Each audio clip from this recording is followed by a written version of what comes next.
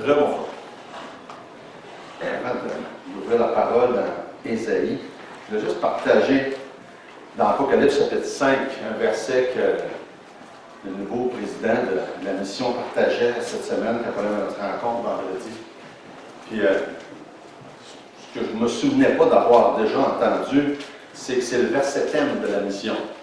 Et puis, il comptait comment est-ce que depuis qu'il a aménagé dans le nouveau bureau, et puis il nous a montré ça sur l'écran, il a fait faire un beau gros poster qui illustre Apocalypse chapitre 5, verset 9. Et je pensais que c'était quelque chose d'intéressant à partager avec vous autres. Ça parle d'un moment où on va être dans la présence du Seigneur et qu'est-ce qui va se passer. Ça dit, il chantait, c'est ce que Jean a vu dans sa vision. Il chantait verset 8, ça dit, il eut pris le livre, les 4 êtres vivants, les 24 vieillards se prosternèrent devant l'agneau, tenant chacun une harpe et des coupes d'or remplies de parfums qui sont les prières des saints. Et ils chantaient en parlant devant l'agneau, devant Jésus, dans ce moment-là. Tu es digne de prendre le livre et d'en ouvrir les sceaux, car tu as été immolé et tu as racheté pour Dieu par ton sang des hommes de toute tribu, de toute langue, de tout peuple et de toute nation. Et je trouvais ça tellement beau parce qu'il a fait faire un poster, puis ça c'est écrit dans le centre, puis tout le reste, il y a des photos des gens de toutes les ethnies, de tous les arrière-plans, de tous les pays, de toutes les nations. Et la vérité en arrière de ça, c'est que c'est ça. Jésus est le seul digne d'être adoré parce qu'il est le seul qui a été immolé. Il est le seul qui a donné sa vie. Il est le seul qui a versé son sang pendant toute l'éternité. C'est ce qu'on va faire. On va chanter les louanges, on va l'adorer, on va le louer parce que lui seul est digne de mériter notre honneur, notre adoration. Fait que je trouvais tellement beau et tellement visuel. Puis moi, je suis une personne visuelle, ce poster-là. Et ça m'a resté dans mon esprit. Et c'est pour ça qu'on est là. Hein? C'est pour ça qu'on vient ensemble à chaque semaine. C'est pour ça qu'on chante des cantiques. Lui seul est digne. Fait que, on est dans le livre d'Ésaïe. On est au chapitre 27. Et encore là, ça parle d'un moment futur, bientôt, où est-ce que Jésus, en tant que Messie, va écraser, va mettre un terme. J'essaie de trouver des titres plus concis pour nos messages. Et j'ai mis « Quand Jésus écrasera la tête de Satan ». Hein, c'est toute une vérité. Quand Jésus écrasera. On sait que dans les faits, quand Jésus est mort, quand Jésus est ressuscité, ça l'a accompli ça. Hein, c'est déjà un fait accompli. Mais il vient un temps dans le futur où physiquement, Jésus a déterminé qu'elle allait mettre un terme aux activités épouvantables du diable. Et on est justement dans Ésaïe au chapitre 27, et ça nous parle de ça. Et c'est un moment qu'on attend avec hâte. Hein? C'est certain, chaque enfant de Dieu, on a hâte à ce jour-là. Ésaïe chapitre 27, verset 1, ça dit « En ce jour, l'Éternel frappera de sa dure, grande et forte épée, le Léviathan, serpent fuyard, le Léviathan, serpent tortueux, il tuera le monstre qui est dans la mer. » C'est tout un langage très, très imagé de qu'est-ce qui s'en vient. Encore une fois, cette expression-là qui revient si souvent dans le livre d'Ésaïe, en ce jour, hein, un jour futur. Il parle en particulier des événements qui entourent le jour du Seigneur. Il y a plusieurs choses dans la période des 7 années de tribulation et qui met à la fin des tribulations, au début du royaume, qui sont comprises dans cette expression-là en ce jour, quand on regarde justement un des exemples ici dans Ésaïe chapitre 27, puis verset 1. Avant de continuer, on va prier. Seigneur notre Dieu, merci qu'on est privilégié ce matin d'être ensemble, d'être réunis en tant que corps de Christ et de pouvoir ouvrir cette parole qui est la tienne, de te louer, t'adorer, de se faire instruire. Et comme on a lu tantôt, on a hâte au jour où tu nous dis que toi-même, tu vas être là, présent physiquement pendant le royaume et qu'on va pouvoir te louer, t'adorer et que toi seul est digne. Toi seul est digne. Et quelle belle vérité, quelle belle réflexion ce matin. Et c'est pour ça qu'on veut t'apporter nos prières, qu'on veut t'apporter notre adoration. Et bénis, Seigneur, cette parole-là dans nos cœurs. Instruis-nous, parle-nous. Et c'est dans notre Jésus, je te prie. Amen. C'est un sujet très particulier quand on est dans le chapitre 27 d'Ésaïe. On parle d'un triomphe. Hein? On parle du diable qui est complètement anéanti, que son sort va être réglé. Et on sait que Dieu va triompher de Satan, puis on sait que le bien va triompher du mal. Mais quand on regarde ce qui se passe autour de nous autres, c'est pas l'impression qu'on a. Hein? C'est clair qu'on ne voit pas le bien triompher du mal de ce temps-là, mais on sait qu'un jour, ça va arriver. Puis je pense à ce slogan-là qu'on a entendu bien souvent parler depuis quelques mois, ça va bien aller. On sait que c'est pas nécessairement vrai à court terme, mais à long terme, c'est vrai. Et c'est ce que la Bible nous parle. À long terme, c'est vrai. Jésus va revenir, Jésus va établir son royaume, et ça fait partie des choses qui vont se passer. Il y a beaucoup de choses qui vont se passer. On en a vu quelques-unes. On a parlé de la paix, ça ne fait pas si longtemps. Ça fait partie des choses. On a parlé la semaine passée, le chemin des ressuscités, et un chemin aplani, un chemin tranquille, la résurrection. Il y a plein de belles choses là, qui s'en viennent. Mais à moyen et à court terme, on ne sait pas. Hein? Peut-être que le Seigneur va revenir aujourd'hui. Hein? Ce serait extraordinaire. On ne sait pas. Mais peut-être qu'il va revenir dans 5 ans. Peut-être dans 100 ans. On ne sait pas. On espère, qu'on pense que ça va être plus tôt que tard, mais on ne sait pas. Mais on sait qu'un jour, ça va arriver. Et la Bible est remplie de promesses puis de prophéties sur qu'est-ce qui va se passer pendant ce temps-là. Et là, on regarde dans un des aspects du royaume, où ce que le diable est complètement, son œuvre est complètement anéantie. Maintenant, ça nous amène à réfléchir sur plusieurs choses. Et on sait que la Bible dit que le diable est le prince de ce monde. Et c'est clairement évident dans différents aspects, mais un jour, il ne sera plus le prince de ce monde. Et c'est de ça dont ça nous parle. Et c'est vrai qu'on n'en parle pas beaucoup. Et c'est pas un sujet, et même en me préparant, je n'aime pas ça parler du diable tant que ça. Puis, on n'en parle pas parce que je faisais une réflexion, quand il arrive un crime sordide, hein, vous savez, les espèces de tueries, un peu comme ce qui s'est passé à Halloween à Québec, les médias parlent beaucoup de ça, puis j'ai remarqué souvent, ils ne mentionnent pas les noms des personnes qui ont fait ces crimes-là. Vous remarquez ça? Ils font exprès de ne pas mentionner le nom. Puis je trouve ça correct. C'est comme, ils ne veulent pas leur donner trop d'importance, puis pas leur donner trop de gloire. C'est un peu le même principe. Pourquoi on ne parle pas beaucoup du diable? C'est comme, on ne veut pas lui donner trop d'importance, on ne veut pas lui donner, on ne veut pas porter l'attention sur lui. On sait qu'il y a des milieux évangéliques où ils en parlent beaucoup. Nous autres, ce n'est pas dans notre habitude d'en parler beaucoup, puis je pense que c'est correct aussi, qu'on n'en parle pas trop souvent. Il y a des fois qu'il faut en parler. Puis d'ailleurs, ça fait partie des passages là, où il faut en parler quand on arrive dans un passage comme Ésaïe 27:1, où ça en parle très clairement.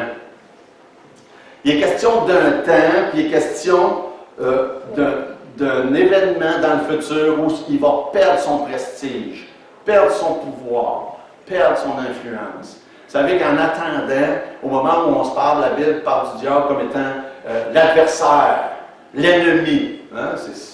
C'est clairement ça. 2 Thessaloniciens 2:4, l'adversaire qui s'élève au-dessus de tout ce qu'on appelle Dieu. Dans Matthieu 13, verset 39, il dit l'ennemi qui a semé, c'est le diable. Clairement, on sait de qui il parle. L'ennemi, l'adversaire. Et au moment où on se parle, c'est comme ça qu'il est reconnu. Il y a bien d'autres appellations. On va en voir justement quelques-unes ce matin. Mais dans le contexte, là, il est principalement question du royaume, puis de qu'est-ce qui s'en vient, puis du reste d'Israël qui va entrer dans le royaume. Ça revient souvent, là. C'est vraiment le contexte de ces chapitres-là d'Ésaïe. Il y a aussi question de tous les croyants qui vont faire partie du royaume, qui vont régner avec Christ. C'est ce dont la Bible nous parle dans d'autres passages. Mais la description qu'on fait au verset 1 est quand même bien particulière. Hein? le serpent, le léviathan, monstre qui est dans la mer. C'est des expressions spéciales et je pense que ça vaut la peine de passer un petit peu de temps pour examiner qu'est-ce que ces expressions-là veulent dire et pourquoi ces expressions-là sont employées dans ce contexte-là. La description qu'on nous fait au verset 1, c'est une créature une ou des créatures, parce que c'est possiblement de la même dont on parle, avec tous les noms, ou de plusieurs différents, mais ça semble parler de la même chose.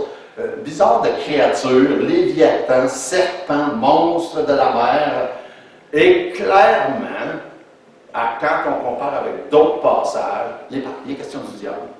Il n'y a pas de doute là-dessus. Et c'est des expressions qu'on retrouve à plusieurs reprises. D'ailleurs, l'expression qui est traduite serpent, dans certains autres versets, c'est traduit dragon. Et ça, c'est une autre expression intéressante. Je me souviens quand Jonathan, à un moment donné, dans les présentations, a parlé de ça, des dragons. Et beaucoup de gens pensent que des dragons, c'est des créatures mythiques qui n'ont jamais existé. Mais la Bible parle de dragons, puis de dragons volants en plus. C'est quand même particulier quand on regarde à ça. Et ce sont des créatures réelles qui ont déjà existé, mais il y a eu beaucoup de mythes qui ont été faits autour de ces créatures-là. Fait que ça c'est bien important de pouvoir saisir la différence. Par exemple, dans Néhémie 2,13, ça dit « Je me dirigeais contre la source du dragon ». Dans Job 17,12, « Suis-je une mer ou un monstre marin » C'est tous les mêmes mots qui sont employés dans Psaume 74, verset 13. Il parle des terres des monstres sur les eaux. Des gens vont penser que ça parle peut-être du Loch Ness, cette histoire-là. Psaume 91, verset 13. Il parle « Tu fouleras le lionceau et le dragon ». Puis, Ésaïe 14, verset 29. Il est question d'un dragon volant. Fait que, clairement, avec tous ces passages-là, il n'y a pas de doute qu'il y a des créatures qui ont existé, dont on parle ici, des dragons, des serpents, des léviathans, des créatures qui dépassent notre imagination. Maintenant, nous, on ne les a pas vues, ces créatures-là, en chair et en os, et on peut juste imaginer par les descriptions qui sont faites que les gens qui les ont vues ont eu peur et ont été impressionnés. De là est venu tous les mythes qui ont tourné autour. Puis pourquoi on en a fait des créatures un peu mystiques, mystérieuses, avec des pouvoirs, etc. Et donc, on en a fait aussi des cultes. On en a fait aussi des idoles.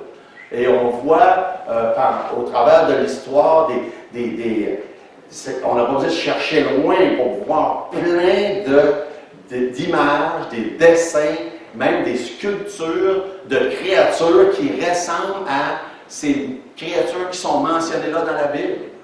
Il y a eu des cultes idolâtres qui ont été inventés en rapport avec ces créatures-là. Donc, c'est rien de surprenant qu'aujourd'hui, les gens regardent ça, oui, ça c'est des mythes, c'est pas vrai, ça n'a pas existé. Mais tout comme la panoplie de dinosaures qui ont existé et qui sont extincts, il y a de ces créatures-là dont la Bible parle, qui sont un peu mystérieuses, une espèce de dragons avec des ailes qui ont existé. On peut voir, si vous avez un petit peu étudié qu'est-ce que ça a l'air certaines formes de dinosaures. Il y en avait qui volaient, qui ressemblaient pas mal à ce que la Bible nous décrit dans ces passages-là. Fait que ça a existé pour le vrai, mais les mythes ont été inventés et tout l'aspect de divinité autour d'eux, ça, c'est pas vrai. Maintenant, on sait, la Bible nous dit que dans Romains chapitre 1, par exemple, que les gens ont inventé des dieux qui sont des créatures, des quadrupèdes, des reptiles. Fait que c'est facile de voir le lien avec ça. Fait que c'est pas étonnant que le diable se soit lui-même présenté comme une de ces créatures-là. C'est pas étonnant. Et clairement, c'est ce que la Bible nous dit. Il s'est présenté comme une de ces créatures-là. On le voit dans Genèse, clairement. Qu'est-ce que ça dit la première fois dont on entend parler du diable? Comment est-ce qu'il se présente? Comme un serpent. Une des appellations dans Ésaïe 27, c'est un serpent. Fait que c'est rien de surprenant. Serpent, dragon, léviathan. C'est pas très clair exactement qu'est-ce que ça pouvait avoir de l'air. Le léviathan, je l'ai écrit un petit peu plus tôt. J'ai passé par-dessus vite tantôt. Le mot, qu'est-ce qu'il veut dire exactement? Dragon, serpent, monstre marin. Fait que c'est difficile de vraiment pouvoir avoir une image précise de qu'est-ce que ça voulait dire. Mais on sait, sans aucun doute, la première fois que le diable est présenté dans Genèse chapitre 3, il est présenté comme un serpent. C'est lui-même qui s'est présenté comme ça. Fait que ça va avec tous les mythes et les cultes qui ont été encouragés autour de l'histoire, de ces créatures-là divines, mystiques, mystérieuses, que les gens se sont fait des dieux. Maintenant, un serpent en plus qui parle, imaginez-vous, ça c'est encore plus mystique et mystérieux dans Genèse au chapitre 3. Pas de doute sur son identité. D'ailleurs, si on prend Genèse chapitre 3, puis on fait le parallèle avec Apocalypse chapitre 20, c'est clair, on parle du même personnage. Apocalypse chapitre 20, verset 2, il saisit le dragon, le serpent ancien, qui est le diable et Satan. Est-ce qu'il y a un doute sur de qui on ne parle? Pas du tout. Hein? Le dragon, le serpent ancien, qui est le diable et Satan. Donc, Ésaïe 27, 1, Apocalypse 20, verset 2, on parle de la même chose. On parle du même personnage. On parle des mêmes événements qui vont se passer à ce moment-là. Et dans Apocalypse chapitre 20, de quoi est-ce qu'on parle? Bon, on parle de juste avant le début du royaume de Milan. Juste avant le millénium, où est-ce qu'il est enchaîné, ça nous dit, pendant 1000 ans. Où est-ce qu'il a fini pendant cette période de temps-là de faire le trouble qu'il fait aujourd'hui. Il n'y aura pas l'influence qu'il y a aujourd'hui. Il ne contrôlera pas les médias comme il contrôle aujourd'hui, d'ailleurs, peut-être pas tous les médias, mais une bonne partie. Il ne contrôlera pas tout ce qui se passe dans l'ensemble de l'économie comme ça se passe aujourd'hui. Beaucoup de gens comprennent que ça ne peut pas faire autrement avec tout ce qui se passe. Il y a une influence clairement satanique, démoniaque, sur l'ensemble des choses qui se passent dans le monde. Ça, c'est clair, c'est ce que la Bible nous présente. Maintenant, après les 1000 ans, dans l'Apocalypse chapitre 20 toujours, versets 3 et 4, ça dit non seulement il va avoir été enchaîné pendant 1000 ans, mais ensuite, ça dit il va être jeté dans l'abîme. L'abîme, et ça va être fermé, scellé, verset 3 dans l'Apocalypse chapitre 20. Verset 10, ça dit le diable qui les séduisait fut jeté dans l'étang de feu et de soufre où sont la bête, le faux prophète, ils seront tourmentés jour et nuit au siècle des siècles. Fini, final, réglé pour toujours. Ça, c'est ce que la Bible nous présente qui va se passer. Et Ésaïe 27, 1 fait allusion à ça. Maintenant, ça nous amène plein de questions. Puis, on ne peut pas parler de ça sans toucher à certaines des choses, certaines des ramifications qui viennent avec, et les questions qu'on entend souvent. Bien, d'où est-ce qu'il vient, Satan? Hein? D'où est-ce qu'il vient? Pourquoi Dieu a inventé un tel personnage? Avez-vous déjà fait poser ces questions-là? Moi, je me les ai fait poser souvent. D'où est-ce qu'il vient? Pourquoi? Est-ce qu'on doit le craindre? Est-ce qu'on doit avoir peur? Hein? C'est une bonne question.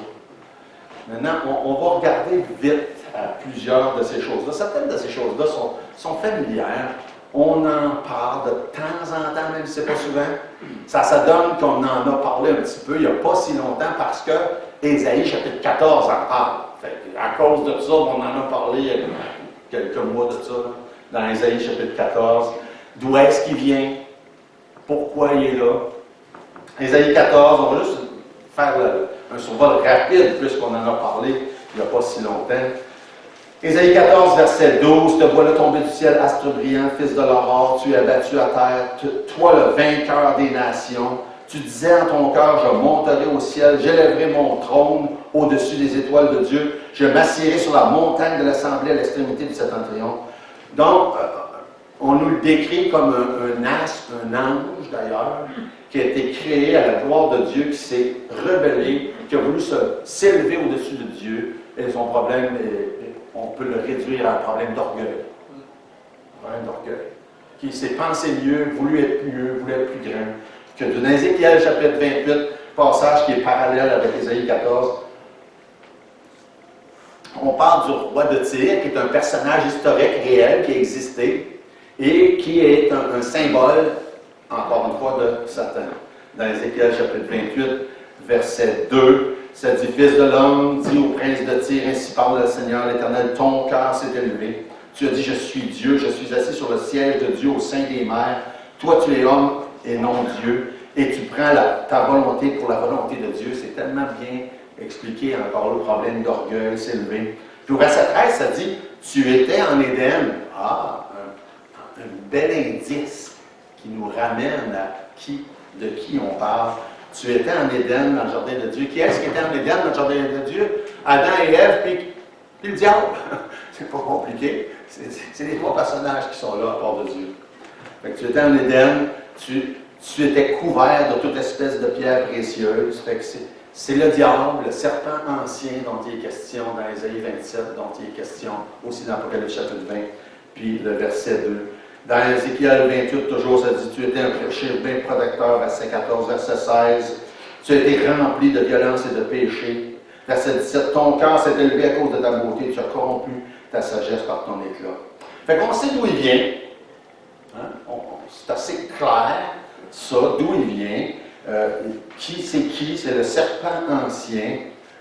Et depuis sa création, ou plutôt depuis sa rébellion, devrait dire, dans Genèse chapitre 3, il y a un combat, une lutte qui s'est instaurée et qui dure encore aujourd'hui.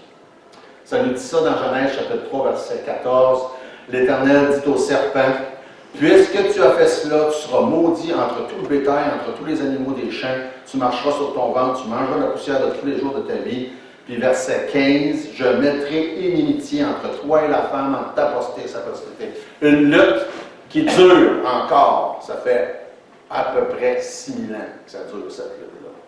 Une lutte qui dure, une inimitié, un combat entre sa postérité puis la postérité. Ça dit entre toi et la femme, entre ta postérité, la postérité du serpent, et la postérité de la femme. Puis la postérité de la femme, dans le contexte, selon la prédiction qui est faite, c'est spécifique à un individu qui est Jésus le Messie.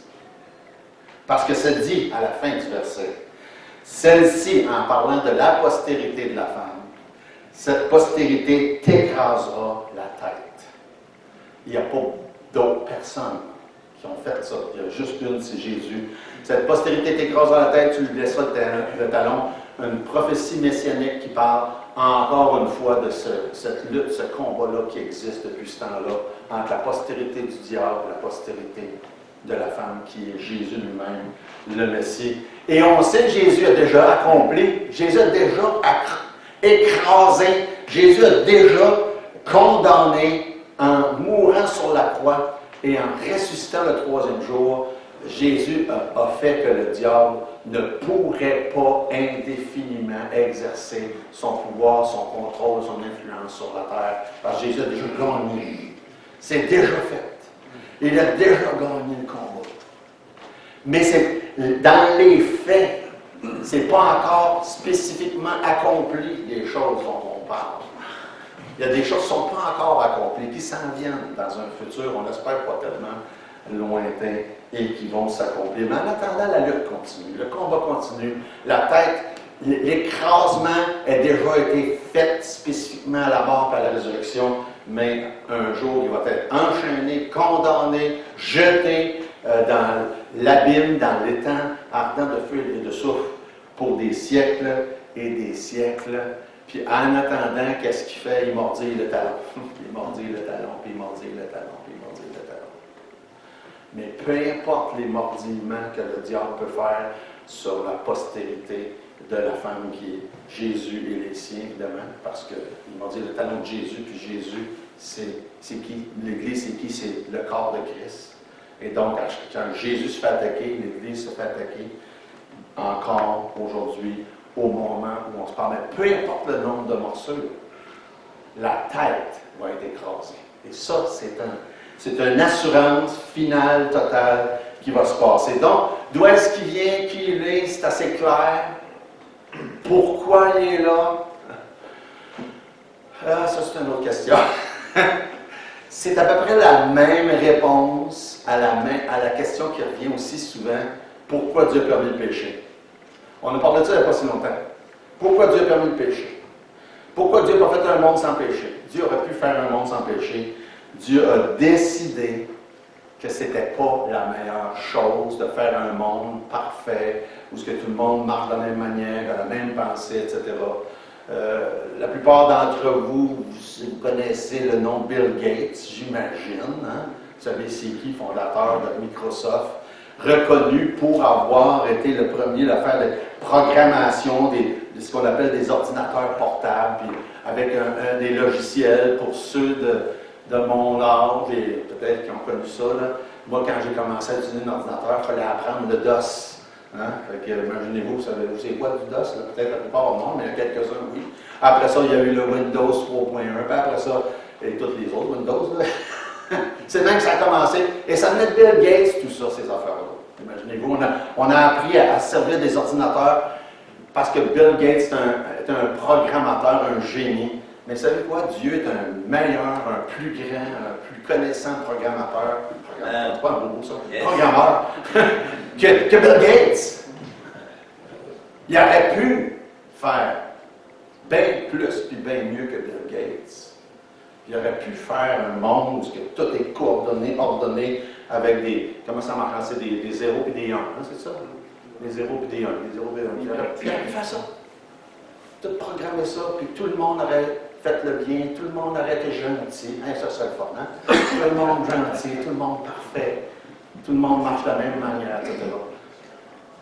Selon Dieu, ce n'était pas un monde parfait.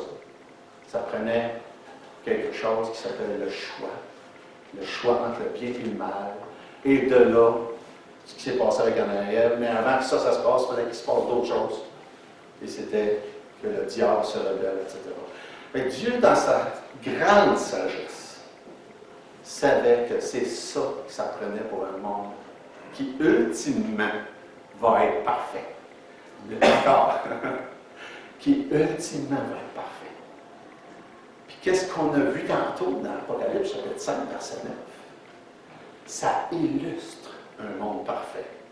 Où ce que des milliers et des millions de gens chantent, louent, adorent Dieu parce qu'ils sont rachetés et disent « Tu es, toi seul, tu es digne. » Mais pour arriver à là, il faut avoir passé par le péché, la condamnation, le rachat. Là, ça va être un monde parfait. Écoute, il y a peut-être bien d'autres choses qu'on pourrait dire sur ce sujet-là, mais selon moi, c'est la seule manière simple d'expliquer ça. Oui, Dieu a jugé nécessaire qu'il y ait le choix, qu'il y ait un être qui s'appelle le diable et Satan, qui est le péché qui entre dans le monde, pour ultimement avoir un monde parfait. Mais encore là, c'est sûr que ça ne suffit pas à expliquer tout, mais moi, ça m'aide à comprendre, personnellement, pour ma petite tête à moi, pourquoi Dieu a permis qu'il y ait un être qui s'appelle le diable. Maintenant, pourquoi est-ce que je n'ai pas besoin de le craindre? Ça, c'est une autre question importante quand on parle de ce sujet-là. Pourquoi ce matin, tous les gens qui sont réunis ici, si vous avez reçu Jésus comme votre sauveur, vous avez placé votre confiance en Jésus pour votre salut, pour le pardon de vos péchés, vous n'avez pas à le craindre. Du tout.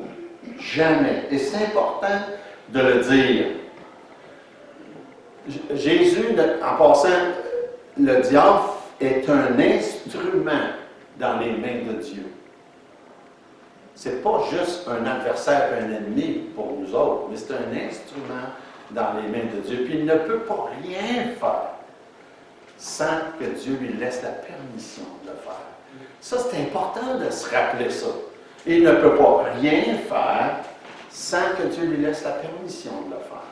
Ça nous dit dans Jacques chapitre 1 que Dieu tente lui-même personne. Dieu tente personne. Maintenant, le diable s'occupe de ça. Lui, il fait. Dieu tente lui-même personne. Maintenant, ça nous dit dans Corinthiens 10-13 qu'il n'y a aucune épreuve ou tentation que Dieu va permettre qu'il soit au-dessus de nos forces. Ça veut dire quoi, ça? Dieu tente personne, puis pourtant, il dit qu'il n'y a aucune tentation qui va être au-dessus de nos forces. Ça veut dire qu'il y a le contrôle. Il y a le contrôle. Il y a le pouvoir. Le diable ne peut pas rien faire sans son approbation. Certainement, on a entendu un message dans le livre de Job par Justin il y a quelques semaines. Ça nous explique tellement clairement ce concept-là. Dès le début, il faut que le diable vienne devant Dieu demander la permission pour pouvoir tenter Job. Il ne peut pas rien faire sans ça. Fait, ça devrait nous rassurer. Hein? Ça devrait nous rassurer. Et c'est important aussi, et j'avais l'intention de faire une petite parenthèse, pas très longue, mais c'est important de faire une parenthèse au moment où on se parle dans notre contexte immédiat de la pandémie, où on entend parler beaucoup des complotistes. Hein? Certains en avaient entendu parler dans les nouvelles. J'osais avec un autre pasteur cette semaine, puis il disait, avez-vous des problèmes avec des complotistes dans votre église? J'ai dit, je suis content, j'en ai pas. Pas en train de dire qu'il n'y a pas de complotistes dans l'église, qu'il n'y a pas des gens qui pensent qu'il y a un complot, etc. Mais à date, puis je rends grâce au Seigneur pour ça, il n'y a pas de gens qui ont causé des problèmes dans l'église à cause de ça. Il y a des églises où il y en a.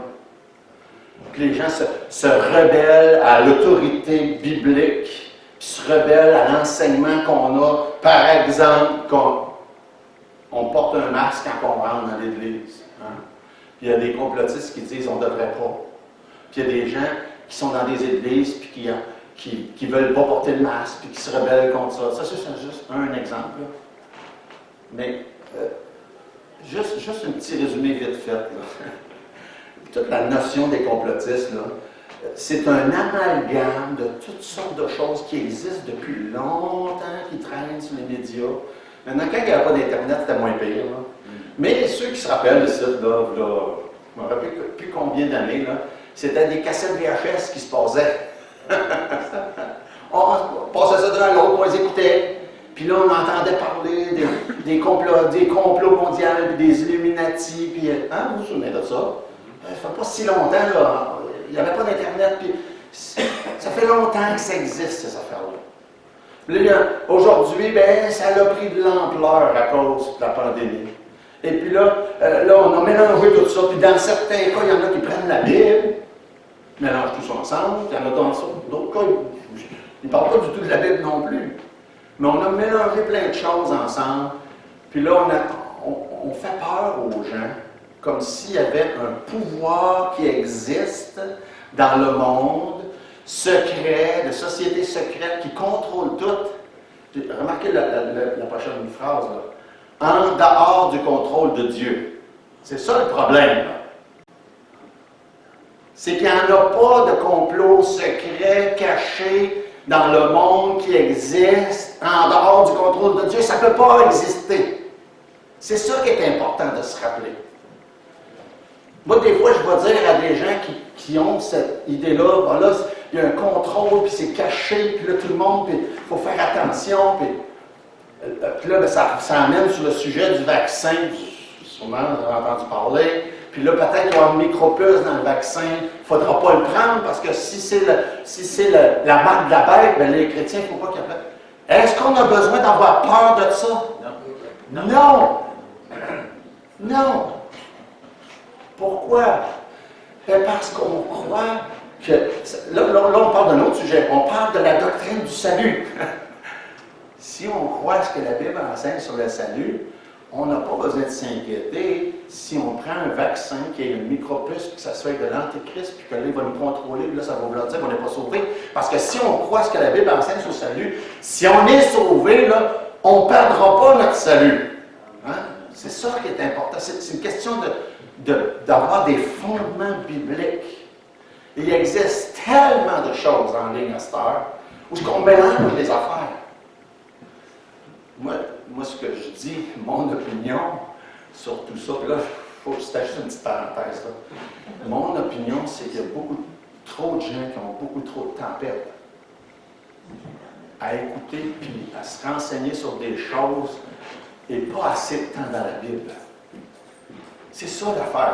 Il faut prendre le temps d'étudier la Bible, puis d'être bien fondé dans les Écritures, puis que tout le reste de ce qui se passe, on le gage, puis on l'évalue d'après ce que la Bible dit. Point. C'est ça. Et comme ça nous évite d'avoir des peurs sur des sujets qu'on ne devrait pas avoir de peur. Puis si jamais c'est vrai qu'il y a des gens qui contrôlent des affaires par en arrière, puis que là, il pourrait avoir un micropuce dans un vaccin, puis etc., etc. Si jamais c'était vrai, là, mais ça ne se fera pas en dehors du contrôle souverain de Dieu. C'est ça qui est important de se rappeler. Ça ne se fera pas en dehors du contrôle souverain de Dieu. Il faut que je ferme la parenthèse.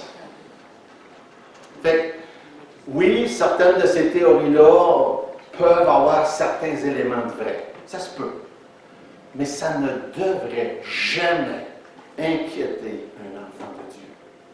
J'espère que, c'est pas la première fois que j'en parle, j'espère que ça peut suffire à nous réconforter. Ça ne devrait jamais inquiéter un enfant de Dieu. Oui, le diable est le prince de ce monde. Oui, il contrôle beaucoup de ce qui se passe en politique, en économie, dans les médias. Et c'est possible qu'il y ait des gens puissants, riches, qu'il y ait des ramifications dans tout ce qui se passe, mais seulement dans la mesure où Dieu va le tolérer et le permettre. Puis au-dessus de tout, il y a son contrôle souverain, tout-puissant. Fait qu'on n'a pas à craindre. Rien de ça. On n'a surtout pas à craindre de se faire emporter par le contrôle de l'Antéchrist.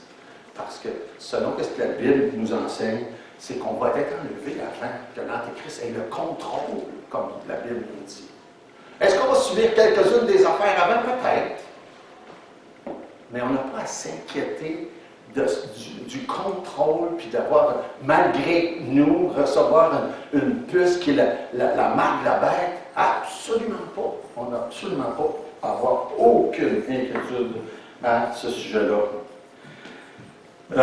Puis ceux qui vont être pendant la tribulation sauvés, comme la Bible nous parle, cette grande foule qu'on a vue tantôt, puis qu'on voit aussi au chapitre 7, la plupart vont mourir pendant ce temps-là. Parce que justement, ils ne voudront pas recevoir la marque de la bête. On n'a pas à s'inquiéter à s'en faire avec ça. Comme je disais tantôt, le problème, c'est d'abord et avant tout une mauvaise doctrine du salut que souvent les gens ont. Romains 8.1, ça dit qu'il n'y a pas aucune condamnation pour ceux qui sont en Jésus-Christ. 1 Jean 4.4, ça dit « Petits enfants, vous êtes de Dieu et vous les avez vaincus parce que celui qui est en vous est plus grand que celui qui est dans le monde. » Et Jean chapitre 10, versets 27 et 28, ça dit « Mes brebis entendent ma voix, je les connais, elles me suivent, je leur donne la vie éternelle, personne ne les ravira de ma main. » Et bien d'autres passages. Bien d'autres passages qui devrait suffire à nous réconforter. Maintenant, tout ça dit, l'origine du diable est claire, le destin est clair, sa raison d'être est claire, mais tout ça dit, on n'a pas besoin d'avoir peur de lui. Mais je dois mettre un bémol, parce que la Bible nous dit clairement d'être sur nos gardes, de faire attention. On ne doit pas se penser au-dessus de nos affaires. Et dans Éphésiens chapitre 6, ça nous décrit, ça dit, prenez les armes de Dieu, puis soyez toujours prêts, parce que le combat, il est réel. On ne peut pas prendre ça à la légère. Fait, oui, on doit être sur nos gardes, on doit faire attention, on doit être bien armé avec les armes que Dieu a mis à notre disposition. Puis dans 1 Pierre 5, aussi ailleurs, ça dit, soyez sobres, veillez. Votre adversaire, le diable, rôde comme un lion rugissant. Oui, il faut être sur nos gardes. Mais est-ce qu'on doit avoir peur? Non. Non. Pour toutes les raisons dont on a parlé déjà, son sort est déjà réglé.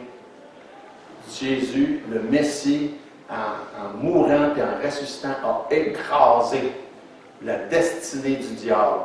Et dans pas longtemps, ça va être un fait accompli qui va être enchaîné pour 1000 ans et réduit à rien dans l'étang ardent de souffle et de feu pour le reste de l'éternité. Jésus, le Messie, a écrasé la tête de Satan. Si vous êtes sauvés ce matin, si vous êtes un enfant de Dieu, vous n'avez pas à craindre l'adversaire. Parce que celui qui est en vous est plus grand, plus fort, plus puissant que celui qui est dans le monde. Si vous n'avez pas encore reçu Jésus comme votre sauveur, ce ne serait pas une mauvaise chose d'avoir peur. Parce que c'est une personnalité réelle qui existe et qui a un pouvoir réel, une influence réelle. Mais la solution, elle est simple. Se tourner vers Jésus par la foi, en confessant vos péchés, en recevant le pardon, la vie éternelle en Jésus. Je vous encourage fortement à le faire et à considérer ces paroles ce matin. On va prier. Notre Dieu, merci pour tes bienfaits, pour ta parole, pour le privilège de te connaître. Quel bonheur c'est de te connaître.